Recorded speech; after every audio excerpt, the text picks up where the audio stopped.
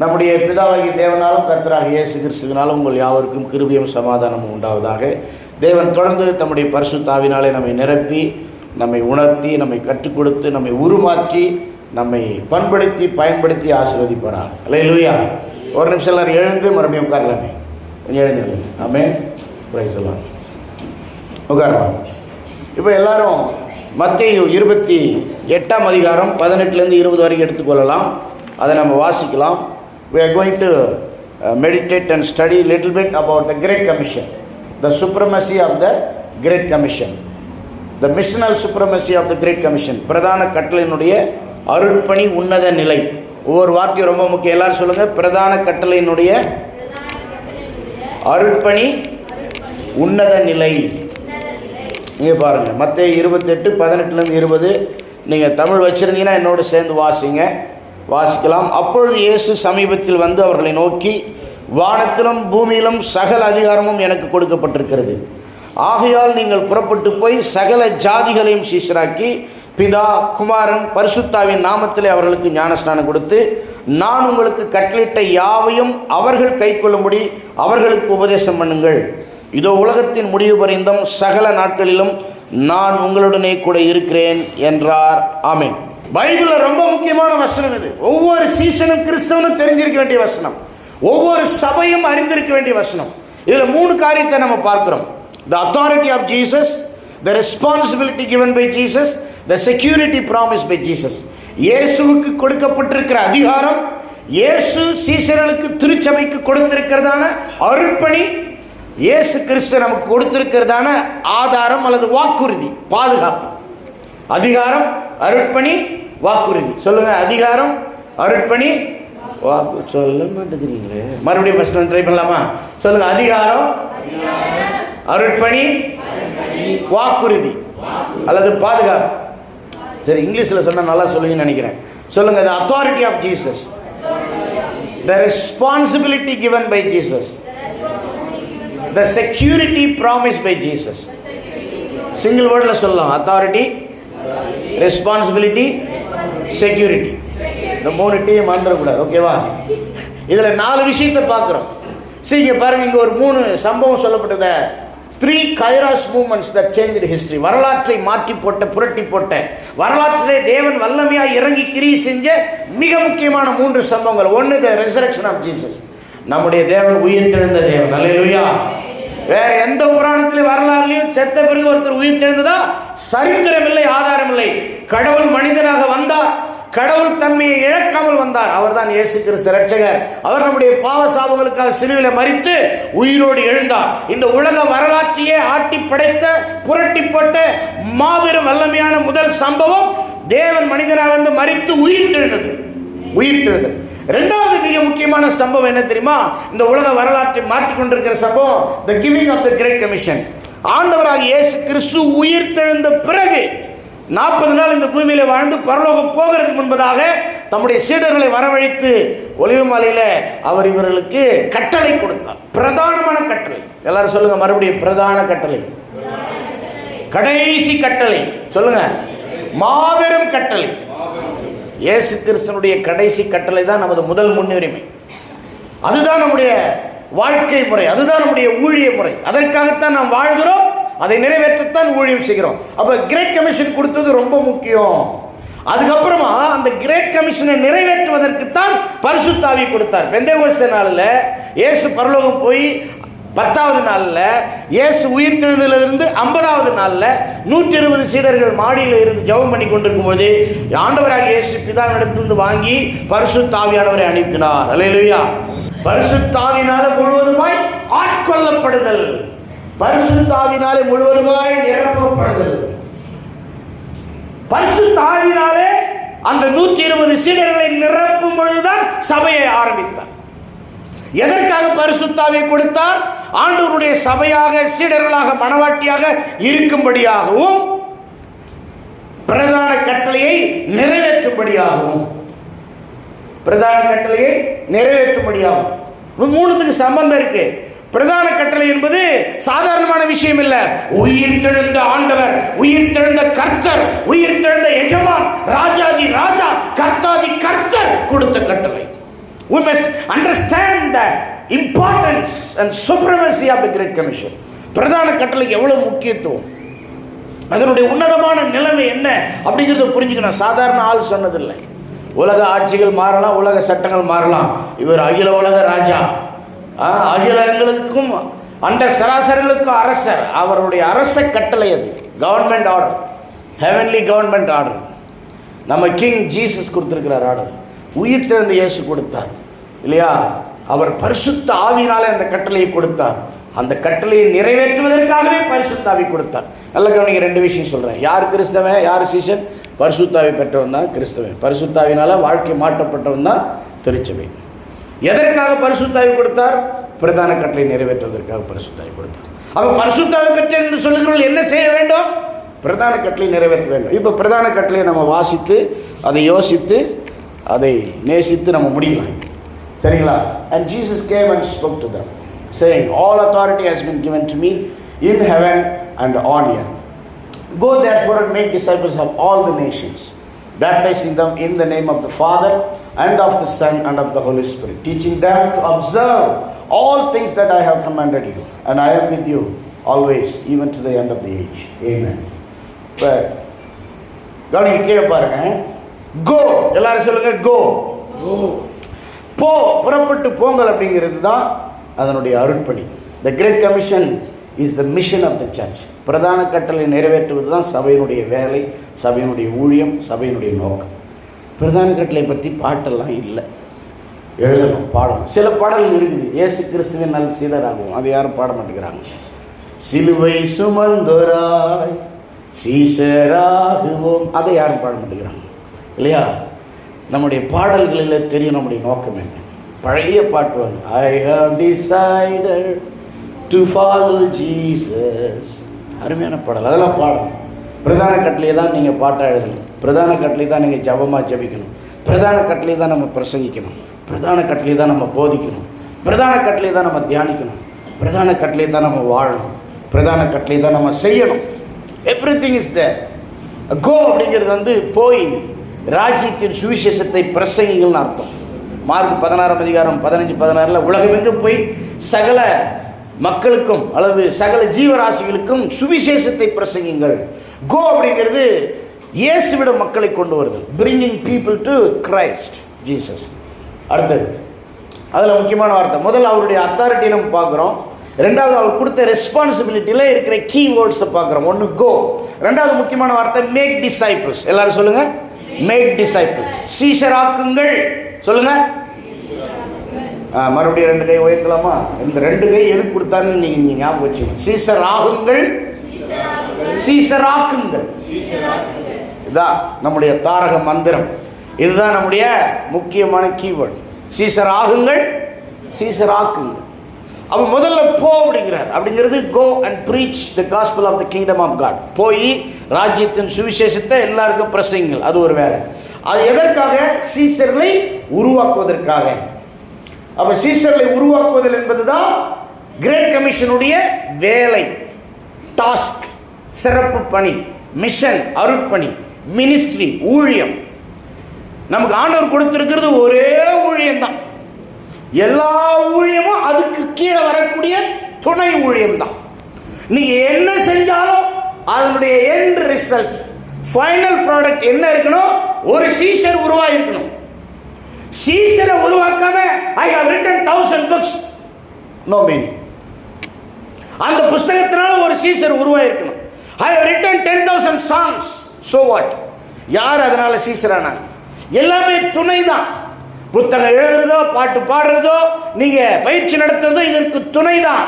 அதனுடைய முக்கிய நோக்கம், முக்கியமான வேலை, அருட்பணி என்ன, ஊழியம் என்ன அப்படின்னு பார்த்தீங்கன்னா, சீஷர்கள் உருவாக்கப்பட்டிருக்க வேண்டும். மேக் டிசைபிள் அப்படிங்கிறது தான் கிரேக்க பாஷையில் ஒரிஜினல் பைபிளில் மெயின் வேர்ப், முக்கியமான செயலை குறிப்பிடக்கூடிய வினை சொல்.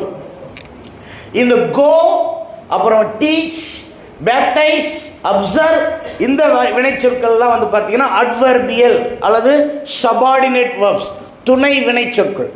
எப்படி செய்யணும், எதன் மூலம் செய்யணும்னு சொல்லுது. என்ன செய்யணும் அப்படின்னா சீஷர்களை உருவாக்கும். கவனிங்க, நல்ல கவனிங்க, என்னை பார்க்குறீங்களா? என்னை பாருங்கள், இங்கே நம்ம ஒரு வசனம் போட்டிருக்கோம், யோவான் 8:32, சத்தியத்தையும் அறிவீர்கள், சத்தியம் உங்களை முடியல. 31 வசனம் பார்த்தீங்கன்னா, தம்மை விசுவாசித்த யூதர்களை பார்த்து இயேசு சொன்னார், நீங்கள் என் உபதேசத்தில் நிலைத்திருந்தால் மெய்யாகவே என்னுடைய சீஷராக இருப்பீர்கள். அவருடைய உபதேசத்தை அறிதல் ஒரு நிலை, அவருடைய உபதேசங்களை ஒவ்வொன்றாக கடைபிடித்தல் ஒரு நிலை, அவைகள் எல்லாவற்றிலும் தொடர்ந்து நிலைத்திருத்தல் என்பது ஒரு தொடர்நிலை, 3ஆவது நிலை. இது 3த்திலையும் வளர்ந்தால் தான் நம்ம சீஷர்கள். இப்போ யோவான் 15:14 தான் நம்ம எல்லாருக்கும் தெரியும், என் நாமத்தினால் எதை கேட்டாலும் செய்வேன். ஆனால் 15ஆம் வசனம் என்ன சொல்லுது அப்படின்னு பார்த்தீங்கன்னா, என்னிடத்தில் அன்பா இருந்தால் என் கற்பனைகளை கை கொள்ளுங்கள். இல்லையா? தேவனை ஆராதிப்பது என்பது தேவனிடத்தில் அன்பு கூறுவது. அப்ப தேவனிடத்தில் அன்பு கூறுவது என்பது என்ன? அவர் சொன்ன கட்டளைகளை அறிந்திருப்பது, அதற்கு கீழ்ப்படிவது. To worship God is to love God. To love God is to know His commandments and do that. Obedience is loving God. Loving God is worship unto God. So ஆராதனை என்பது அன்பு கூறுதல். சொல்லுங்க, ஆராதனை என்பது அன்பு கூறுதல். அன்பு கூறுதல் என்பது கட்டளைகளுக்கு கீழ்ப்படிதல். இப்ப கட்டளையே தெரியல, கட்டளைக்கு கீழ்ப்படியல, அன்பு கூறுவே இன்னும் அதிகமாய் ஆராதிப்பேன் இன்னும் ஆகுமா, ஒரு பிரயோஜனம் இல்லை. நீ கையை நான் உயர்த்து, மைக்கை நான் உயர்த்து, நீ சினிமா ஸ்டார் மாதிரி நான் பாடு, ஜி மேஜர் நான் வாசி, ஜி மைனர் நான் வாசி, ட்ரம்ல அப்படின்னா போட, அதெல்லாம் மேட்டர். உனக்கு இயேசுவை தெரியுமா? நீ இயேசுவை நேசிக்கிறாயா? இயேசுவின் பரிசுத்த ஆவியை பெற்றிருக்கிறாயா? அவருடைய ஏக்கம், அவருடைய நோக்கம், அவருடைய துடிப்பு, அவருடைய பாரம் உன்னுடைய பாரமாக, உன்னுடைய ஏக்கமாக, உன்னுடைய நோக்கமாக, உன்னுடைய துடிப்பாக இருக்கிறதா? அவருடைய கட்டளைகளை அறிந்திருக்கிறாயா? அவர் கொடுத்த பிரதான கட்டளை புரிகிறதா? அதற்கு கீழ்ப்படிய மனம் இருக்கிறதா?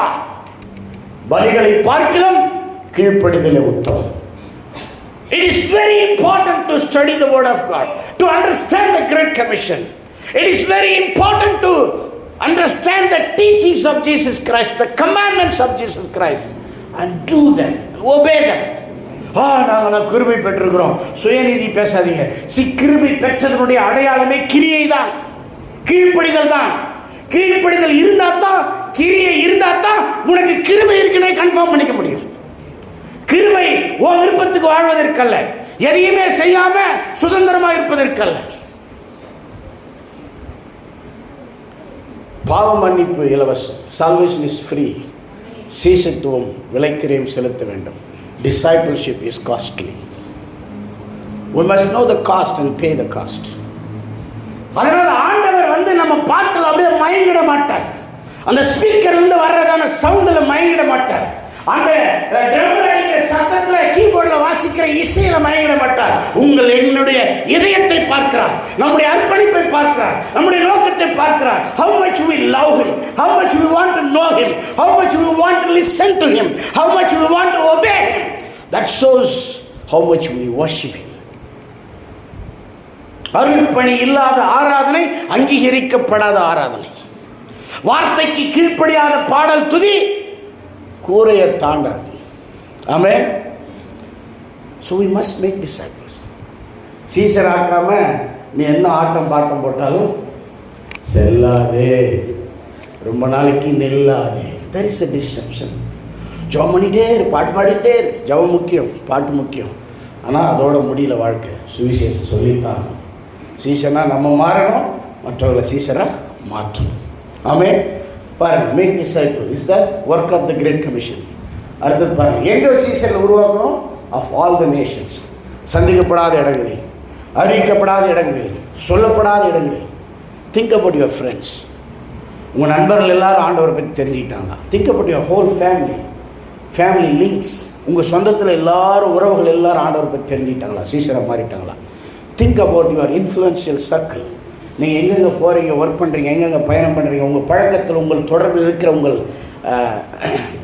அந்த தாக்கத்தின் வட்டம், வாழ்வின் வட்டத்தை யோசிக்கும். எல்லாருக்கும் சுவிசேஷத்தை சொல்லிட்டுமா? Still we have a great mission.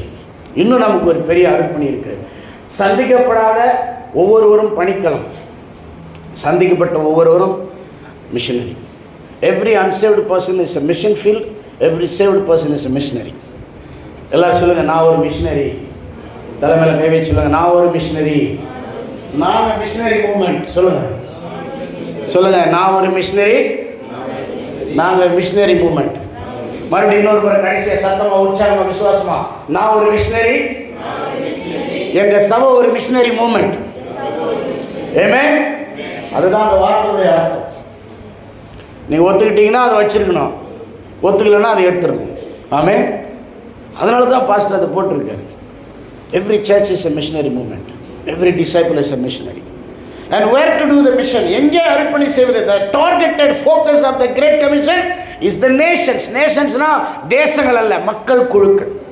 ஆண்டவரை பற்றி தெரியாத நண்பர் கூட்டத்துக்கெல்லாம், உறவினர்கள் கூட்டத்துக்கெல்லாம், எங்கெல்லாம் கூட்டமாக மக்கள் வாழ்கிறார்களோ அங்கெல்லாம், எவ்வளோ தூரம் நம்மளால் போக முடியுதோ நம்முடைய வாழ்க்கையில் நம்ம பிரயாணம் பண்ணுறோமோ அங்கெல்லாம் இயேசு கிறிஸ்துவை பற்றி சொல்லி, சுவிசேஷத்தை சொல்லி, நம்புகிறவர்களை கண்டுபிடித்து அவர்களை தொடர்ந்து இயேசுவின் தேரின சீடர்களாக உருவாக்க வேண்டும்.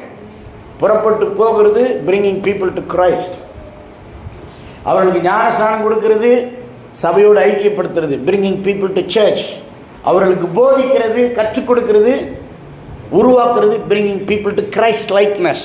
3 C சொல்லியிருக்கேன். சரிங்களா? அப்போ கோ அப்படிங்கிறது நம்முடைய மிஷன். டிசைபிள் அப்படிங்கிறது நம்முடைய ஒர்க், நம்முடைய ஊழியம், அருட்பணி. அது எங்கே செய்யணும்? அமங் ஆல் நேஷன்ஸ், எல்லா மக்கள் குழுவிலும் செய்ய வேண்டும். பிதா குமாரன் பரிசுத்த நாமத்தினால அவர்களுக்கு ஞானஸ்தானம் கொடுக்க வேண்டும். அப்போ சில 1:1-2 பார்த்தீங்கன்னா பரிசுத்த ஆவியினாலே கர்த்தர் இந்த கட்டளையை கொடுத்தார். ஆண்டவர் 4 விஷயம் கொடுத்திருக்கிறார் கிரேட் கமிஷனில்.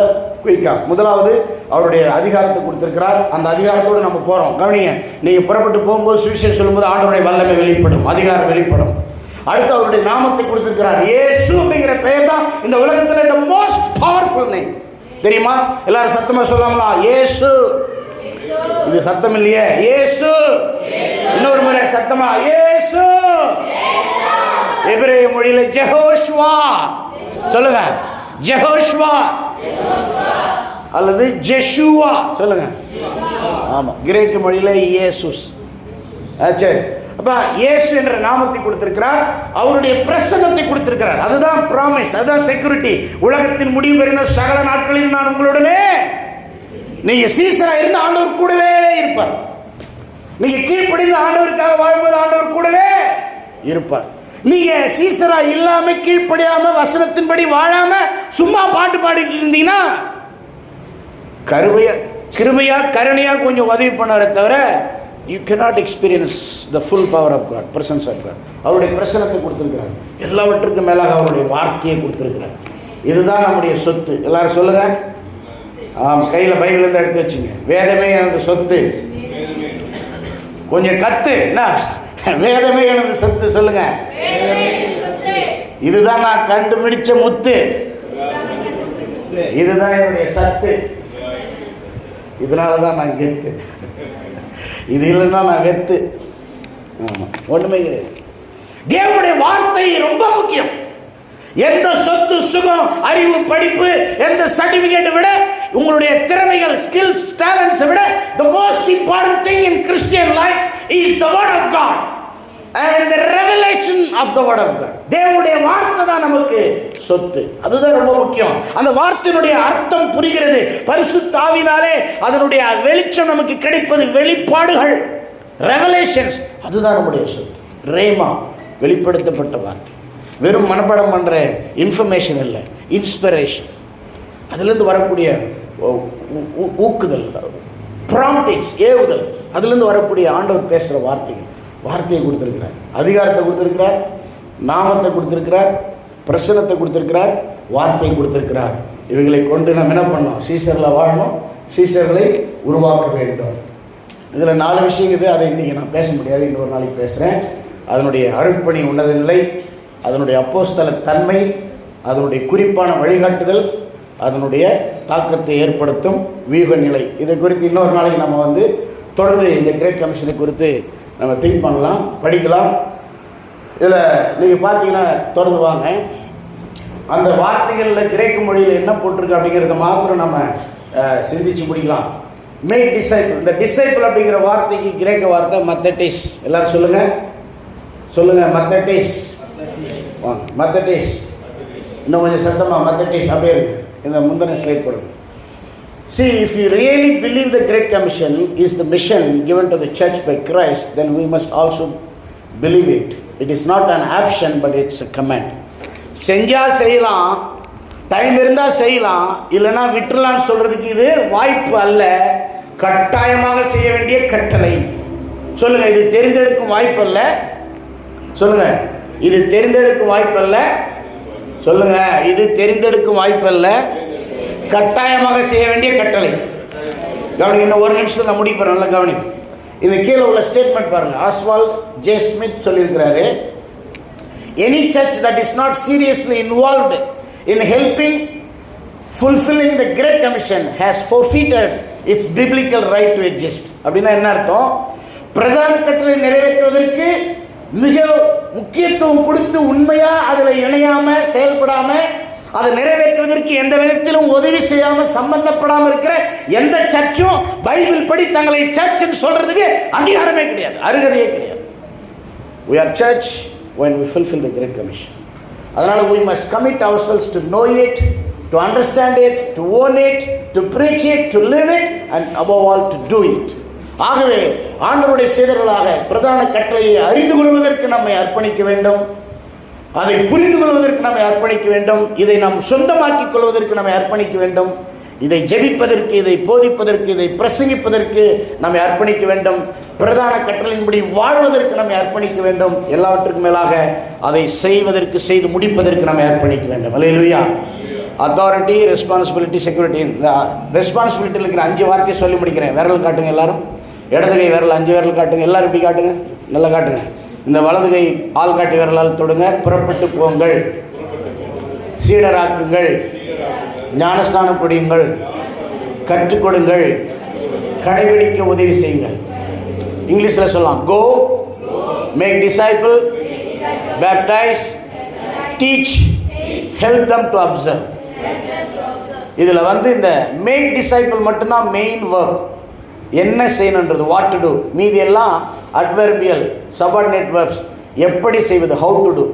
என்ன செய்யணும், சீஷர்களை உருவாக்கணும். எப்படி செய்யணும், புறப்பட்டு போய் சுவிசேஷம் சொல்வதனால, ஞானஸ்தானம் கொடுத்து சபையில் ஐக்கியப்படுத்துவதனால, இயேசுவின் எல்லா போதனைகளையும் கற்றுக் கொடுப்பதனால, அவைகளின்படி வாழ வழி நடத்துவதனால, இவைகளை செய்வதனால நம்ம என்ன செய்யணும், சீஷர்களை உருவாக்கணும். எல்லாரும் எழும்பி நின்று ஜெபம் பண்ணலாம். சீஷராகுங்கள், சீஷராக்குங்கள். சொல்லுங்கள். வாழ்நாள் முழுக்க மறந்துடக்கூடாது. நைட் தூங்கிட்டு இருக்கும்போது யாராவது தட்டு ஏற்பனா சீஷராகுங்கள், சீஷராக்குங்கள் சொல்லணும். ஆமென். வலதுகையை உயர்த்துங்க. Be disciple. Shake your right hand and repeat after me. நான் சொல்றது பின்னால் தயவு செஞ்சு சொல்லுங்க. வலது கையை அசைத்து சொல்லுங்க. பி டிசைபிள், சீஷரா இருங்கள். மேக் டிசைபிள், சீஷரை உருவாக்குங்கள். சீஷராகவும் சீஷராக்கவும் தொடர்ந்து கர்த்தர் தமது வார்த்தையினாலும் ஆவியினாலும் கிருபையினாலும் வல்லமையினாலும் நம்மை வழிநடத்துவாராக, ஆசீர்வதிப்பாராக. நாம் ஜெபம் செய்வோம். பரலோக பிதாவே, இயேசு கிறிஸ்துவின் நாமத்தினாலே என்னையும் இங்கே கூடியிருக்கிற எங்கள் எல்லாரையும் உடைய பாதத்தில் ஒப்பு கொடுக்கிறோம். பிரதான கட்டளையினுடைய தரிசனத்தையும் ஊழியத்தையும் நோக்கத்தையும் புரிந்து கொள்ள நீர் எங்களுக்கு வாய்ப்பு கொடுத்ததுக்காக நன்றி. ஆண்டவரே, பரிசுத்தாவை பெறாதவர்கள் எல்லாம் பரிசுத்தாவை பெற்றுக்கொள்ள முடியும் நிரப்பும் ஆண்டவரே. ஆண்டவரே, புது வாழ்க்கையை உயிர்ப்பித்தலை பெறாதவர்களுக்குள்ள அந்த உயிர்ப்பித்தலை கொடுங்க ஆண்டவரே. டிரான்ஸ்ஃபர்மேஷன், ரட்சிப்பு வந்தவர்களுக்குள்ள மல்டிப்ளிகேஷன் கொடுங்க ஆண்டவரே. நாங்கள் சீஷர்களாக மாறவும், வாழவும், வளரவும், தேறின சீஷர்களாக உருவாக்கப்படவும், மற்றவர்களுக்கு சுவிசேஷம் சொல்லி சீஷர்களை உருவாக்கவும் தொடர்ந்து நீர் வழிநடத்தி இந்த சபையை ஒரு மிஷனரி இயக்கமாக இயேசுவின் மாளிகையாக தொடர்ந்து ஆசீர்வதிக்கும்படி இயேசு கிறிஸ்துவின் நாமத்தில் ஜெபித்து விசுவாசித்து பெற்றுக்கொள்கிறோம் நல்ல பிதாவே. ஆமென். ஆமென்.